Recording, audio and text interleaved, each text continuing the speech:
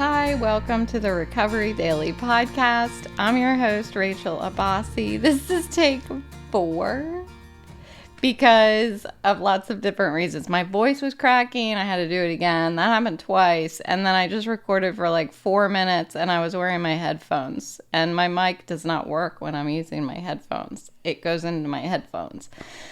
So, take 4, and I even said on take 3, I was like, this is take 3, my voice keeps cracking, yeah, so here we go. I hope this is the last take. Okay, I wanted to remind everybody to do their acts of kindness this month, and I have an idea for, to round out the whole month with a big act of kindness. And I'm going to do my daily ones, but I have a plan for an act of kindness. So I'm not going to say what it is in case it doesn't come to fruition. I need to do a little research, but I'm excited about that. And that's the kind of thing that is Rachel. That is passionate Rachel. Ideas. I was talking to my psychiatrist about it today. I'm like, the ideas are starting to come. That means I must be feeling better, emotionally feeling better and physically feeling better. So I have been going to the therapist, the vestibular therapist, and I think what it's been doing really is showing me what my limitations are, what my thresholds are, and when to say when. So I'm learning that I can do some activities that I thought I couldn't do. I just need to do them slower and for shorter periods of time. So I really feel like my mood has been shifting, and it comes in the form of ideas. I start thinking, I can do this, I can do this, I can do this. And that is a huge deal for somebody who has been mourning the loss of her job and stuff like that, and having chronic pain. So all good news, but I was talking to the psychiatrist about it today. I also wanted to give a shout out to my stroke support group out of Leesburg. I joined them virtually today, and it's just such a good group of people, such a loving, and it feels like a little family. I just love it, and I hadn't been able to go for a couple months because I kept missing the darn email reminder, so I have it on my calendar, and hopefully I won't miss another one, but I was catching them up on the fact that I have this vestibular stuff going, that I think it's vestibular, and we're going in that direction with therapy and that kind of thing. And then I talked to them about the book that I listened to, The Identity Theft, written by a stroke survivor. And it's really been, it was so good for me. I just want to shout it from the rooftops. It articulated the things that I have been thinking for all this time. So that has been really huge for me emotionally as well. That some of the stuff that has been making me feel a little bit like, is this selfish? Is this, feeling, sometimes we can think things and be ashamed of our thoughts. Even if we don't act on them, we can be ashamed of our own thoughts. And that's what I was feeling. So it was great. So I'm in a good place. I wanted to talk about the concept of HALT. And I know that I talked about this months and months ago. This is an acronym that stands for hungry, angry, lonely, and tired. And it's something I was introduced to in my sobriety program. Yet it is so helpful in life. You don't have to be an alcoholic to be able to use this concept of HALT. So understanding and applying HALT, the principle of HALT, has been a game changer for my recovery in sobriety, and I just automatically have been applying it to my daily life. And I don't know if I talked about it in relation to my stroke last time, but I'm quite certain that whatever comes out of my mouth for this episode is going to be completely different than it was for the last one. So it'll be like I never was talking about it before. So this is just a really straightforward and powerful tool to help folks in sobriety maintain sobriety, and it's really helpful for anybody in life to be very introspective, easily and introspective, and keep some emotional balance as we're going through these different things in our lives. So it's easy when we're all caught up in things, whether they're stroke recovery, sobriety, going to college, being a dog trainer, like anything that you do, anything that you are, you can get so caught up in what you're doing in your life that you overlook your basic needs. And those basic needs, if we overlook them, will impact our emotions and our behaviors. So what it states really is that if I'm hungry, angry, lonely, or tired, this can just exacerbate the challenges of recovery itself. And so if I'm trying to get sober and I'm hungry, angry, lonely, or tired, I'm at risk for reaching for a drink. And in my stroke recovery with vestibular therapy and this pain, this chronic pain that I have, if I'm hungry, angry, lonely, or tired, it definitely makes my symptoms worse. And so I think that this is a really cool concept to apply to stroke recovery and to vestibular rehabilitation as well.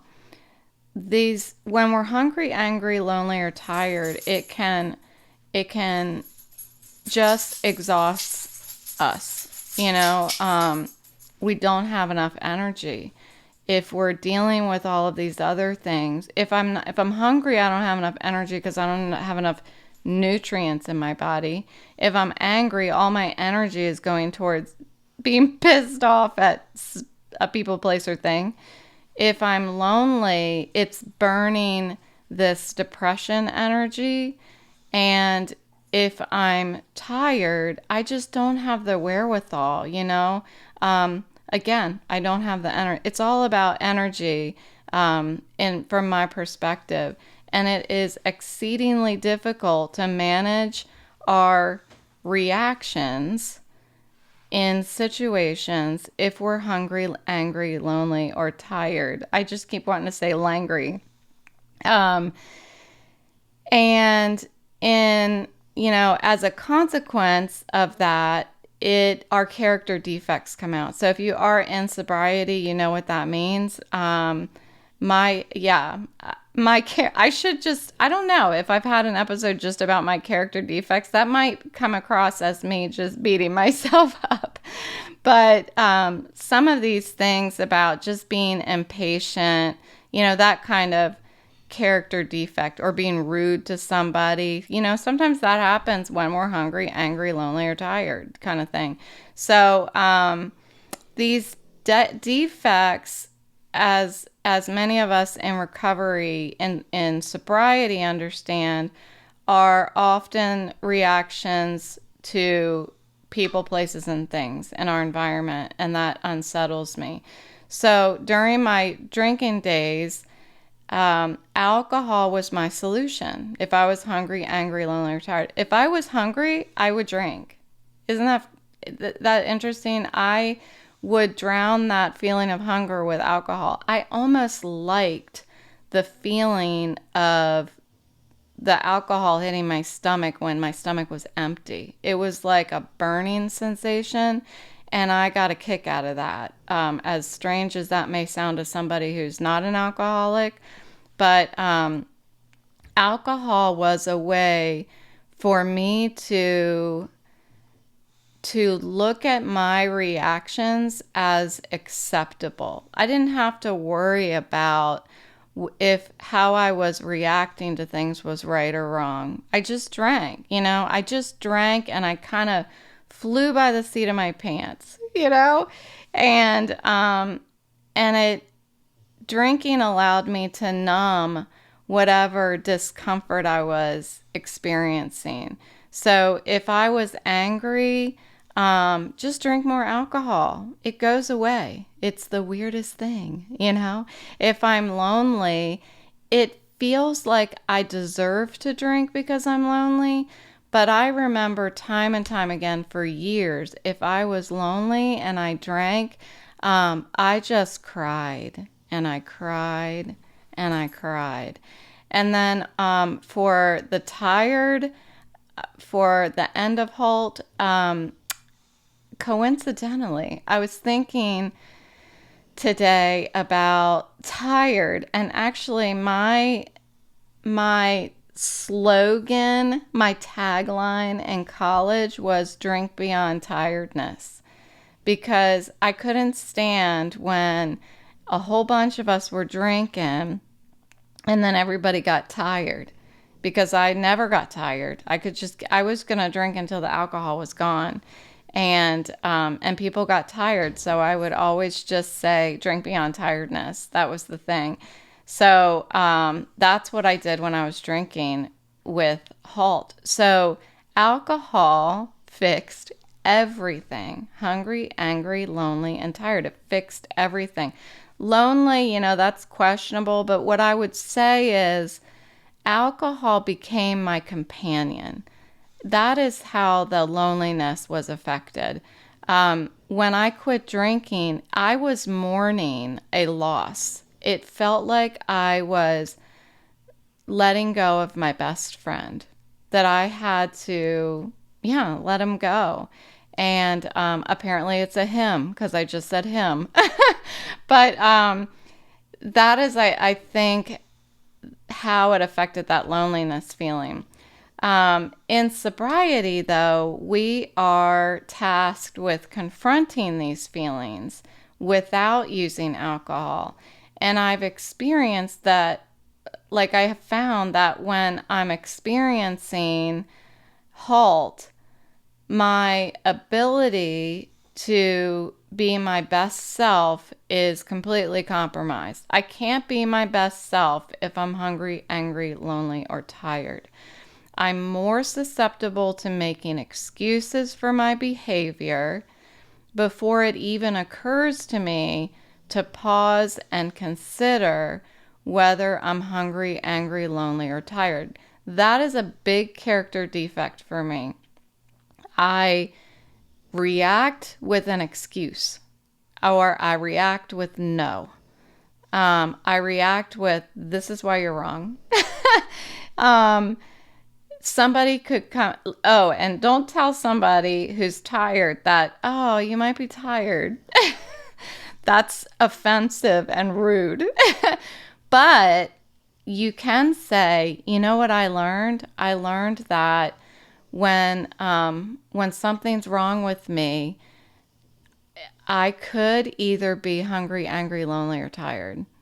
And so when my daughter comes to me and she tells me that she's upset and she's feeling, whatever, I say, do you think maybe you're hungry, angry, lonely, or tired? And it's so much easier to say that to her. And hi, if you're listening, hi, daughter. It's easier to say that than to say, honey, I don't think you're getting enough sleep. That shit just pisses her off. That pisses me off too, if somebody tries to just tell me what to do. Anyway, it's something that I try to share with other people. It comes across a lot more gentle.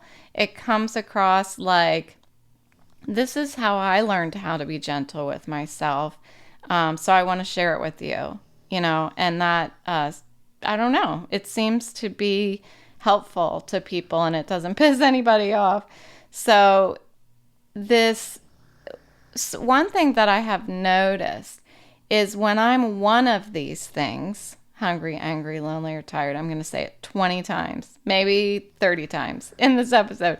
But if I am one of these things, most likely I'm going to be another one too. So, for example, like when I'm tired,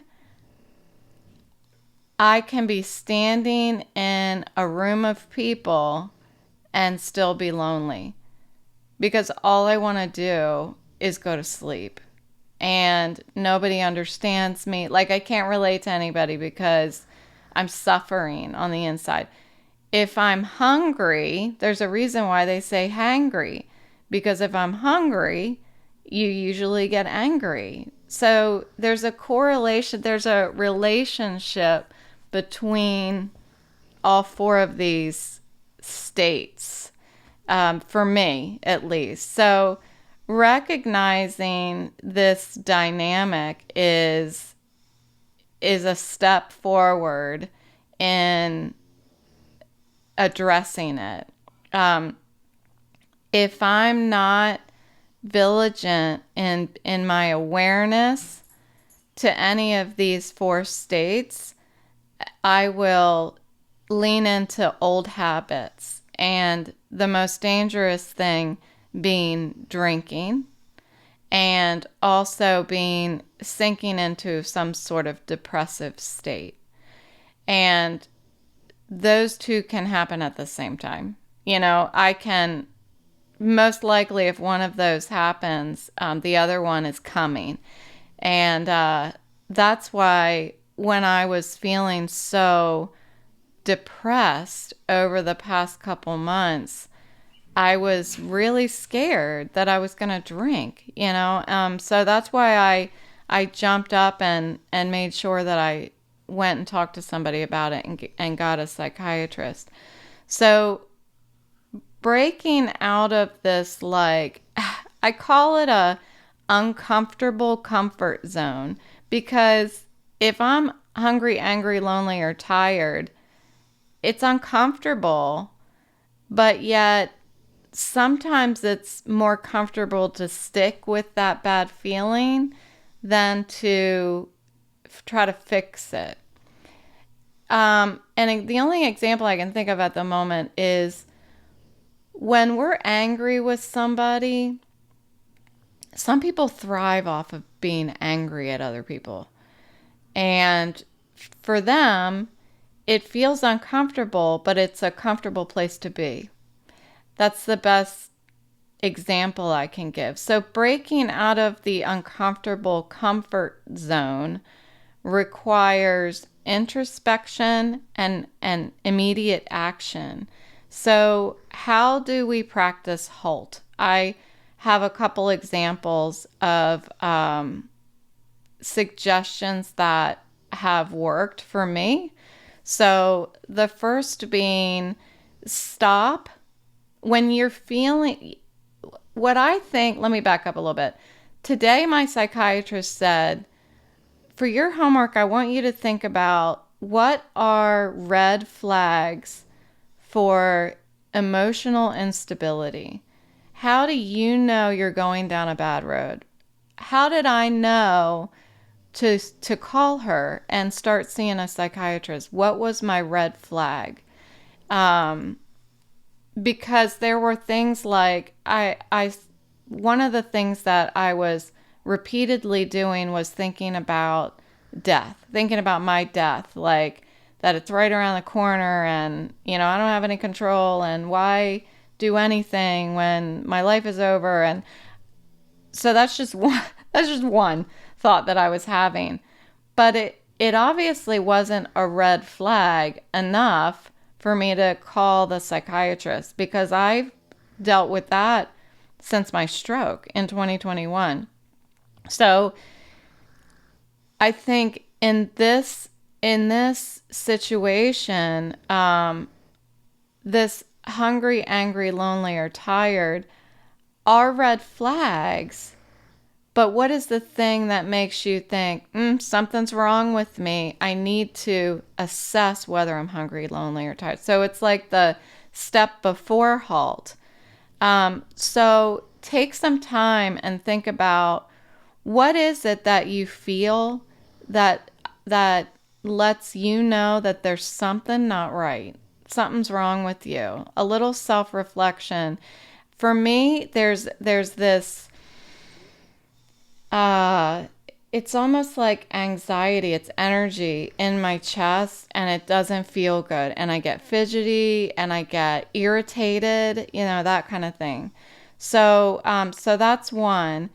The next is address it. Address the hungry, angry, lonely, or tired. Figure out, when's the last time I ate? Sometimes I can be halfway through the day and be like, did I eat today? I didn't even eat today. Now that doesn't happen to everyone, but there are some people that forget to eat. And so think about each of those things: hungry, angry, lonely, or tired, and pause and think about each one. When's the last time I ate? Is there somebody that I interacted with over the past 24 hours that may have irritated me? If so, write in a journal. If lonely, have I talked to anybody? Am I isolating myself, or am I reaching out to support networks, whether it's just giving a friend or family a call or being a part of a recovery group? And then tired, like, do you have a regular sleep schedule? Did it work last night? Do you need a nap? Take a nap. Like, give yourself permission to rest. And then practice self-care on top of that. So once you have addressed hungry, angry, lonely, and tired, then kick it up a notch and recognize that you shouldn't be letting yourself get to that point. So how can I make sure that I avoid it next time? I can make sure that I am eating 3 meals a day, or however many meals is right for you, a balanced nutritional diet, and setting your boundaries, knowing what your boundaries are if somebody might be making you angry. Getting a buddy that you guys promise each other to call each other so that you don't ever feel that lonely feeling. And also sticking to a sleep schedule. Also, mindfulness and meditation is a great way to do that daily checkpoint. I talked about that recently, these checkpoints throughout the day to see where you're at. And that's one of the reasons why you want to do that step 10 that I've talked about, that daily checkpoint, is because it allows you to do that assessment. Am I hungry, angry, lonely, or tired right now? And for me, it's usually tired. I'm usually tired, or I'm hungry. Because I'm one of the people that forgets to eat. And then finally, establish a routine. Routines help HALT. And it's going to ensure that you eat regularly, you're managing your stress, you're connecting with others, and you're getting enough sleep. So the power of HALT is in its simplicity. That all you have to remember is HALT, H-A-L-T. And when you repeat that to yourself, it can serve as a reminder to take care of your basic needs. It's Maslow's pyramid, really. It's a little itty bitty version of Maslow's pyramid. So, it helps to stay attuned to your needs throughout the day and take action. The most important thing, take action. And this can help help you eliminate triggers. And this will just lead you to a more restful, an easier recovery in whatever it is that you're dealing with. Or if you're not in recovery and you just listen because this is an amazing podcast, it helps to just deal on a daily basis with whatever is going on in your life. So thank you for joining me today on the Recovery Daily podcast. I have an exciting class tonight. I'm going to be sewing. I'm going to a Garments 101 sewing class, and they are going to be talking about how to read a pattern. So you guys know that I've been making quilts. This is one of my new hobbies. Well, I also told you I made some pajama pants, but that daggone buttonhole was my enemy. So I'm going to this class, and I have a friend who is interested in sewing. So we're going to go together, and it's perfect. And I'm super, super excited. One of the things about simplifying my life and not getting to do as many things as I used to do is I get crazy excited about things that 3 years ago I would have been like, I'm going to a sewing class. Like my family, my sister and my mom and my niece are going to come pick me up, and we're going to lunch on Sunday. And we're going to go to Silver Diner because they have amazing vegan food there. I don't know if you knew that, but Silver Diner is spot on with the vegan food.